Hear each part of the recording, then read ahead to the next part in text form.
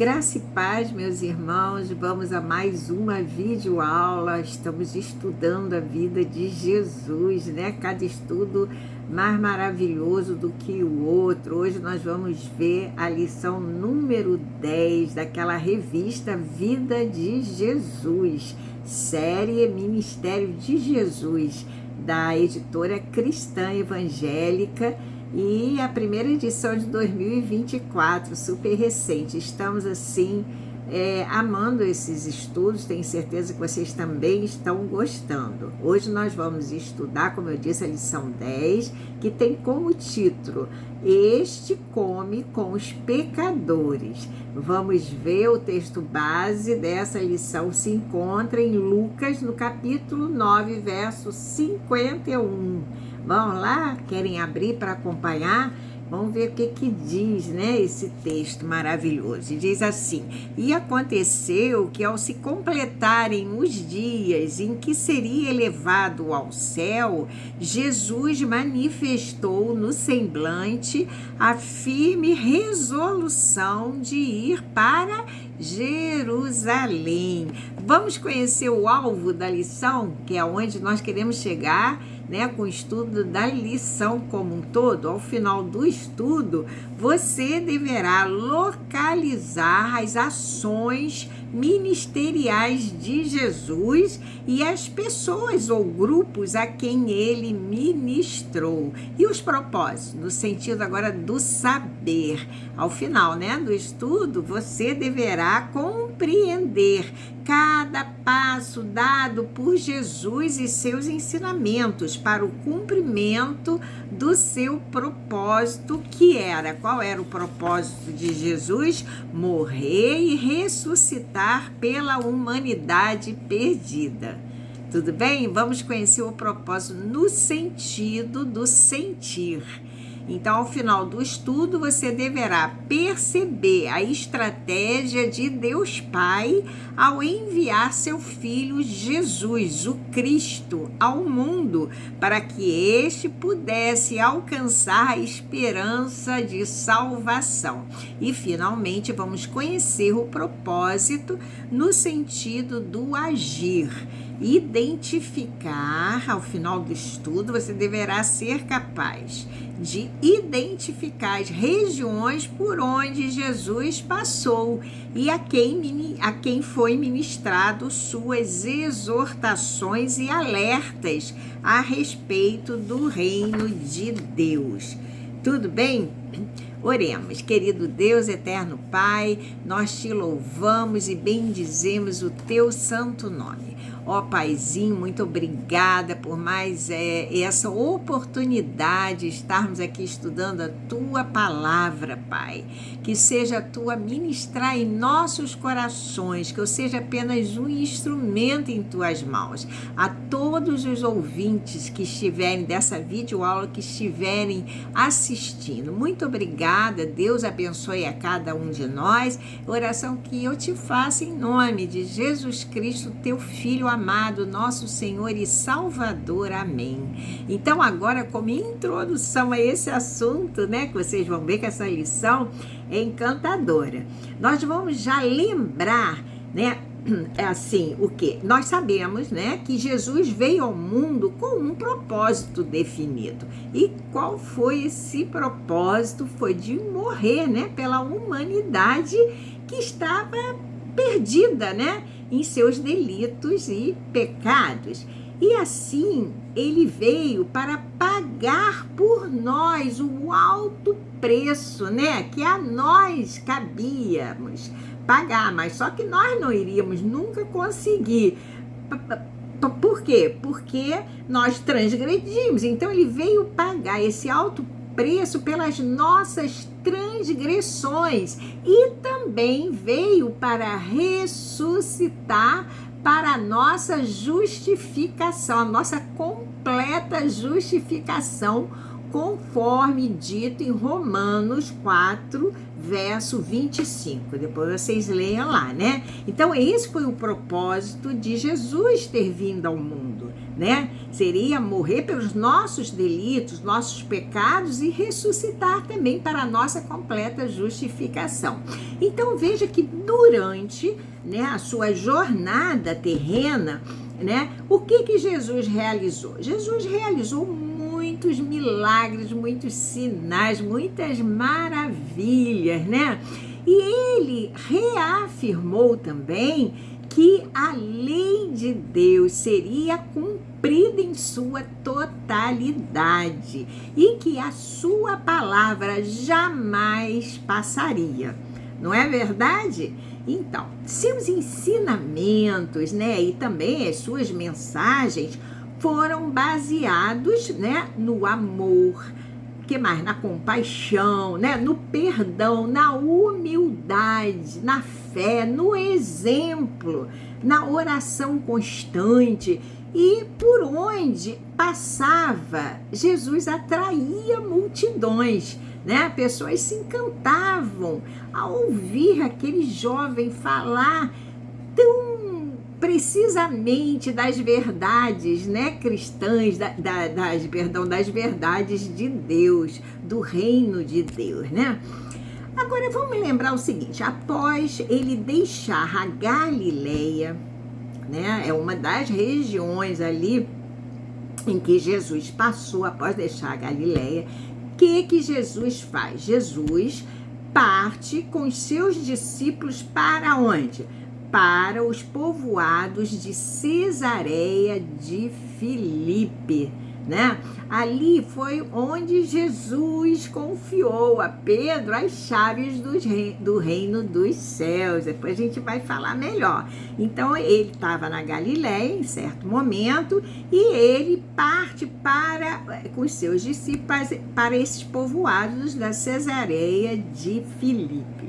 Vamos ver até algumas curiosidades. A Cesareia de Filipe, ela estava localizada, vamos dizer assim, na parte inferior, no sopé, a sudoeste, melhor falando, do Monte Hermon.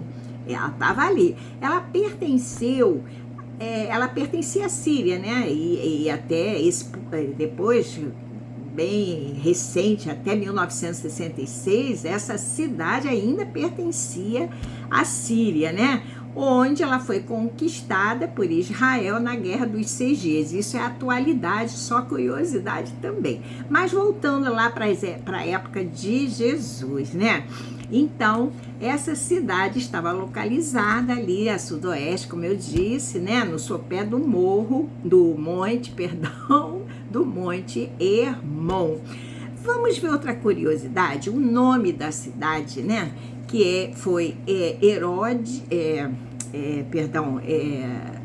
quem fundou? Qual foi o governador? Era Herodes, filho de Herodes o Grande, chamava-se Herodes Filipe. Então, ele governava, né, vamos dizer, a região ali, e a cidade Cesareia de Filipe acabou sendo construída, ou o nome foi mudado, em homenagem, né, a César, que era quem?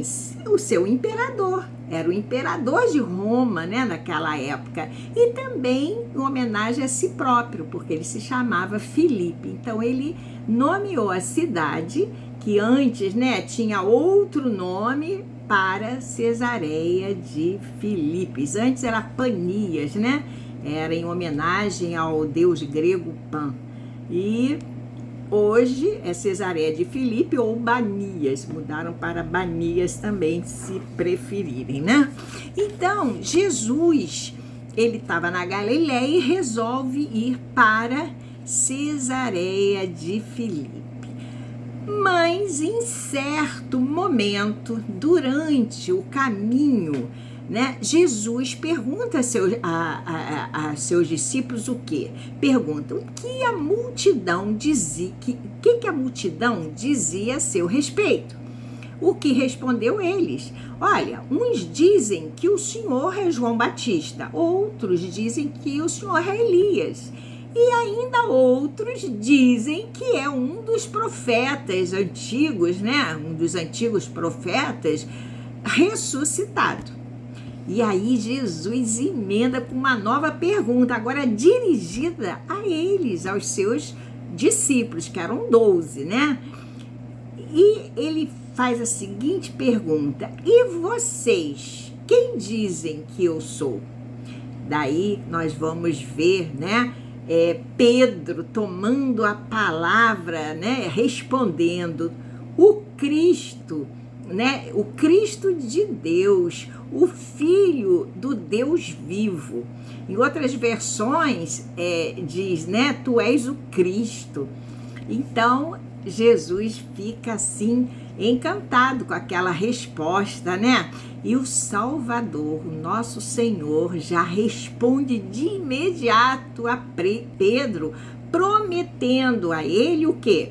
As chaves do reino dos céus. Isso está em Mateus, no capítulo 16, lá no do 13 ao 20, Mateus 16, do 13 ao 20, vocês vão ver isso, essa conversa. Bom, mas prosseguindo, mas, né, diante assim do seu firme propósito, porque ele tinha aquele propósito, qual era mesmo? De morrer pela humanidade, né? Por isso ele veio ao mundo. Então, diante desse firme propósito, Jesus, o nosso mestre, adverte a eles que a ninguém falasse, declarassem isso que eles tinham acabado de dizer, que ele era o Cristo, né?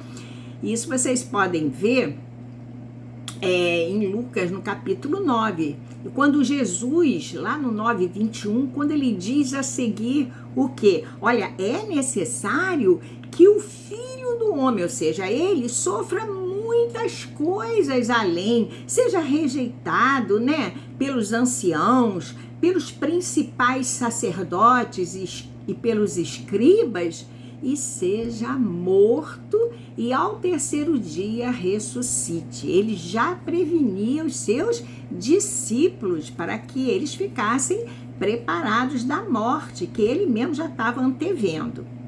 E poucos dias depois, né, diante de Pedro, João e Lucas, também após subirem um alto morro, um alto monte, né, para orar, para Jesus orar, e enquanto Jesus ora, o que acontece?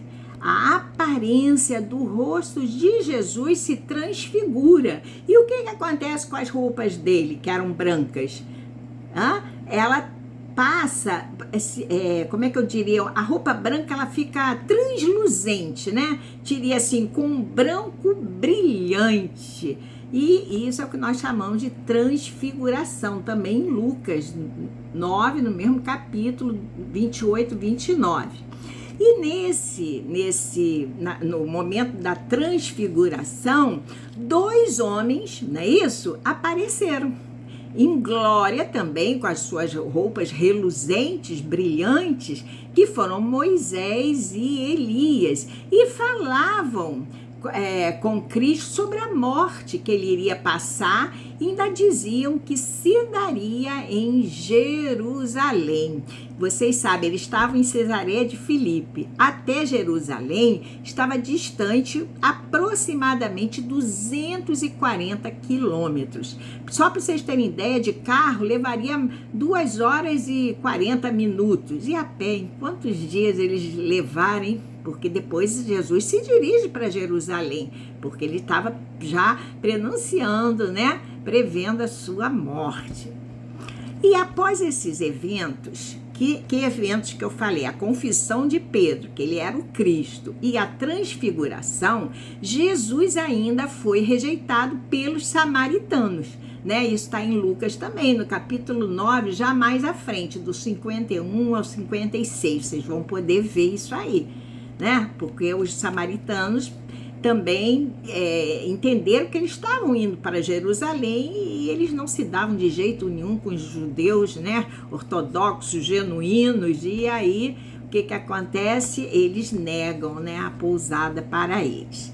Então, após acontecer, o que acontece? Jesus já está determinado a partir em direção a Jerusalém, e assim o faz. Lucas 9:51, depois vocês vejam aí. E ele parte para Jerusalém, lembrando, 240 quilômetros e a travessia toda a pé, né? Enquanto ele caminhava com seus discípulos, Jesus predizia sua morte e ressurreição, conforme eu falei, como forma de, assim, os prepararem para esse momento. Vamos ver as regiões por onde Jesus passou. Ora, ele estava em Cesareia de Filipe. Ele caminhou em direção a Jerusalém, não é? Então ele veio, pegou logo a Galileia, né? Assim, em ordem, só que o livro não traz na ordem. Eu vou seguir a ordem do livro, mas seria, né? Eu fiz até um mapa aqui, mas não vai dar para projetar aqui, eu acho. Não sei se vocês conseguem ver. Galileia aqui, né? Aqui, ó, Samaria, mais aqui abaixo, aqui é a Judéia, tá? Aqui é Pérea, e aqui em cima Itureia. Todas essas partes todas essas regiões fazendo parte da Palestina no tempo de Jesus, que era dividida nessas regiões. Então, a primeira região que ele pega para ir em direção a Jerusalém é a Galileia, ok? Galileia era uma vila pesqueira, uma aldeia de pescadores, né? E ela foi fundada, inclusive pelo reino Asmoneu, que era o reino que deteve todo o controle, melhor falando, né, das regiões que estavam ali próximas, vizinhas à região da Judéia. E ela foi fundada, mais ou menos, vocês terem ideia, entre 140 a 116 a.C. Muito bem. Essa região era a região mais fértil, era a região também, além de ser mais fértil, a mais pobre, né, da Palestina, né? Tendo ocorrido muita miscigenação com gentios, muita mistura de raças.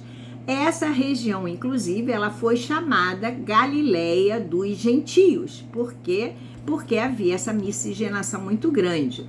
Nessa região, nós podemos destacar duas regiões, duas cidades importantes. A cidade de Cafarnaum, onde Jesus, né, permaneceu ali durante os 3 anos do seu ministério, os 3 últimos anos ali, pregando, enfim, do seu ministério, que eu digo público, mas precisamente isso aconteceu, dele ficar nessa cidade, quando ele soube da morte de João Batista, né? Que primeiro ele se dirige para Nazaré, onde é a cidade que ele foi criado, mas os nazarenos, o pessoal daquela cidade, por conhecer o pai, a mãe dele, conhecê-lo desde pequenininho, não aceitou que ele fosse o Messias. Daí, não o aceitando, ele vai então para Cafarnaum. Tudo bem? Dá para entender direitinho, né? Então, ele foi morar em Cafarnaum por esse motivo, ok? A Cafarnaum está às margens do mar da Galileia, ou lago Genezaré. Eu vou mostrar aqui, ó, esse lago aqui, ó. Eu espero que é isso aqui. E Cafarnaum está exatamente aqui, ó. Bem próximo, tá um pouco acima no meu mapa, eu fiz, ele tá um pouquinho, deveria estar um pouco abaixo a cidade, eu fiz um pouquinho para cima, né? Porque pega a margem do lago de Genezaré, ou mar da Galileia. Muito bem. Lá, precisamente, nos territórios de Zabulon e Neftali, para cumprir-se o que foi dito pelo profeta, o que fora dito pelo profeta Isaías. Vocês devem estar lembrados, né? Terra de Zabulon, terra de Neftali, caminho do mar. Isso é Isaías falando, né? Região além do Jordão, Galileia entregue às nações pagãs. Agora vocês sabem o porquê, né? Devido à grande miscigenação. O povo que estava nas trevas viu uma grande luz. Olha que lindo!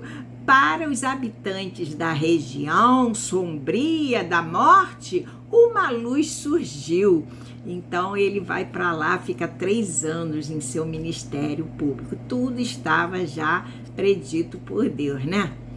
Bom, a partir daí, Jesus começou a anunciar o quê? Convertei-vos, né? Pois o reino de Deus está próximo. Mateus, no capítulo 4, do 12 ao 17. Depois acompanhe. Bom, depois ele deveria ir para Samaria, porque ele está vindo do norte, nordeste, pegando a Palestina, né, por cima, mas como o autor aqui não colocou na ordem, eu vou seguir a ordem da revista. Então, em vez de eu falar de Samaria, eu vou falar da Judéia, né? A Judéia era a maior região da Palestina, né? Que sabemos que na época de Jesus, essa Palestina, eu já falei para vocês, era dividida em algumas regiões. Quais mesmos? Era a região da Judéia, Samaria, Galileia e Tureia, né? Ali a leste do Rio Jordão, mais acima, né? E lá embaixo, a leste também do Rio Jordão, mas na parte bem abaixo, nós tínhamos a Pérea, ok? Bom, essa era a Palestina, ok? Embora, agora ele está indo para a região da Judéia. Vamos imaginar que ele já tenha chegado, está fora de ordem. Embora fosse a região, né, montanhosa e árida, vocês vão ver a diferença de altitude das cidades nessa região. Era uma região muito montanhosa e árida, mas mesmo assim era o centro, vamos botar assim, da vida urbana e religiosa do povo judeu, ok? Dos judeus, com destaque grande para quais cidades? As cidades de, primeira, Jerusalém, prestem atenção, que estava precisamente a 754 metros acima do nível médio do mar, ok? Jerusalém. Jerusalém, nós perto dela, apenas, vamos botar assim, a 3 quilômetros ou 4 de distância, estava a cidade de Betânia, a cidade lá da família de Lázaro. Essa cidade estava a 670 metros acima do nível médio do mar. Quer dizer, estava lá no alto, né? Para chegar-se a Jerusalém ou a Betânia, tinha um aclive bem alto. Essa Betânia, ela estava situada na encosta a sudeste do Monte das Oliveiras, né? Cidade, ali eu já falei, né? Onde Jesus foi hospedado, né? Pela família de Lázaro. E distante de Jerusalém, da cidade de Jerusalém, distante 24 quilômetros, se encontrava a cidade de Jericó, mais ao norte. Eu vou mostrar no mapa. E sabem quanto era a altitude de Jericó? Pasmem, menos 276 metros em relação ao nível do mar, ou seja, ela estava abaixo do nível do mar 276 metros, enquanto Jerusalém estava a 754 metros acima. Então era a distância de quantos quilômetros? Quase 1000 quilômetros uma da outra, né? Então era muita coisa.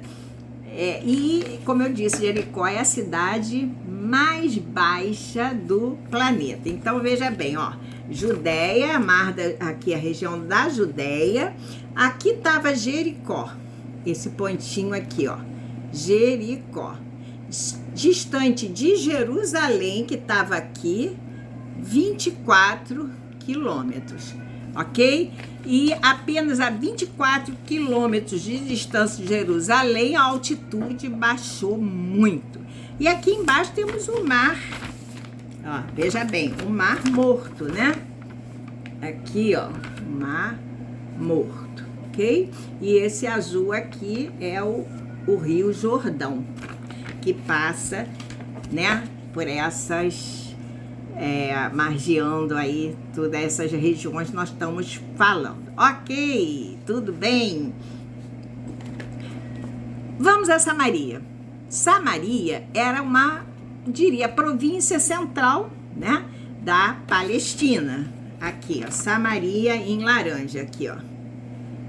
Ok? É uma província central da Palestina, que englobava todas essas regiões que nós estamos comentando. Também uma região montanhosa do Oriente Médio, né? Constituída pelo antigo reino de Israel. A sua população era formada por israelitas que não foram levados para o exílio babilônico e assim também se misturaram com outros povos. Houve miscigenação também aí. Ao longo dos séculos, naturalmente, eles foram se misturando com outros povos, razão de forte preconceito por parte dos judeus também, né? Vocês sabem que era uma região, Samaria, região complicada. Depois vamos falar da Pérea, e todas essas regiões Jesus passou. Região Pérea é aquela região que eu mostrei, região ó, tá aqui, ó. Aqui, ó. Essa aqui, tá? Trans-Rio Jordão, né? Do lado leste do Rio Jordão. Então, essa região da Pérea é uma região em que havia, eu poderia dizer, uma base também de população judia, né? Havia muitos judeus nessa região, bem como algumas cidades gregas, né? E tinha muitos gentios, pessoas que não eram da linhagem israelita, né? E ao norte da Pérea, nós vamos estar situada aí, localizada Decápolis, que era aquele grupo de 10 cidades gregas que eu botei aqui também em rosa no mapa. Essa aqui, ó. E pegando aqui uma parte, aqui nós temos 10 cidades gentias, de gentios, de gregos, ok? Todas essas regiões Jesus passou, embora não se tenha muito informação do que Jesus, do que aconteceu em Decápolis. Não achei muita coisa, né? Vamos ver agora a quem Jesus ministrou. Primeiro grupo que Jesus ministrou, multidões, que estava sempre presente. Seria um grupo, eu chamaria de neutro, né, que acompanhava Jesus desde o início do seu ministério e seguiam o mestre. Onde Jesus estava a multidão, né? E essa multidão ela estava muito mais presente devido à curiosidade. Eles estavam curiosos para saber o que Jesus ia fazer, quais milagres ele iria realizar. Vamos fazer uma comparação com os dias de hoje? Eu diria, as multidões, né, se assemelham nos dias de hoje com os cristãos nominais, que demonstram, né, interesse em Jesus, mas sem compromisso nenhum, não querem se comprometer com o reino, com o serviço, né? Seria mais ou menos isso para vocês entenderem. Outro grupo que Jesus ministrou foram os discípulos, né? Aqueles que aprendiam diretamente do mestre e o seguiam. Onde ele estava, os discípulos estavam por perto, né? Como os apóstolos, os 12 discípulos escolhidos a dedos por Jesus, né? Não tinham só esses escolhidos por Jesus, nós sabemos que também Jesus Jesus também escolheu um grupo de 70 mais 2 discípulos, onde ele ministrava diretamente, né, seus ensinamentos. E esse grupo de 70 discípulos foram divididos de 2 em 2 e enviados às aldeias, né, aquelas regiões por onde Jesus pretendia passar, já para ir falando dele. Tudo bem? Além dessas pessoas, desses grupos, nós podemos, como discípulos, mencionar um grupo de mulheres que estavam sempre acompanhando Jesus por onde ele ia. Lucas 8, dos 3 primeiros versos, fala delas. Eram aquelas mulheres que haviam sido curadas por Jesus, como Maria Madalena e outras, né? E que certamente cumpriam tarefas assim essenciais de base, né? De apoio a todo o serviço que o mestre e seus discípulos realizavam, né? Que era pregar mesmo o evangelho, anunciar que ele era o Messias, né? E na sua igreja, vocês podem fazer uma comparação? Será que existem mulheres também assim, como estas, que ficam assim, dando a base, né, do serviço, algumas na cozinha, ajudando? Todas elas são importantes, né, porque exercem funções essenciais de apoio para a pregação de hoje em dia. Mas elas devem se revezar, porque elas necessitam também ouvir a palavra de Deus, né? Muito bem. Outro grupo que estava sempre presente eram os líderes religiosos, principalmente quem? Fariseus e escribas, ou escribas e fariseus, como quiserem, principalmente. Esse grupo era terrível, né? Porque confrontava o tempo todo a Jesus, questionando tudo que ele falava, isso constantemente, né? E o rejeitando sempre. Esse grupo rejeitava diretamente e o condenava. Pior era isso.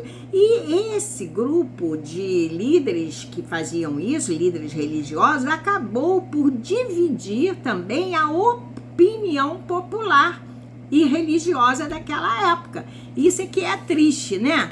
Essa liderança, ela passou, inclusive, a planejar e desejar e planejar a morte de Jesus. Nós sabemos disso, né? Vamos à conclusão dessa videoaula. Após esses acontecimentos, nós vamos ver que houve, né, todos esses acontecimentos que eu falei, confissão de Pedro, né, da rejeição, da transfiguração, rejeição a Jesus pelos samaritanos, Jesus se dirige a Jerusalém com esse propósito de morrer, né, e ressuscitar.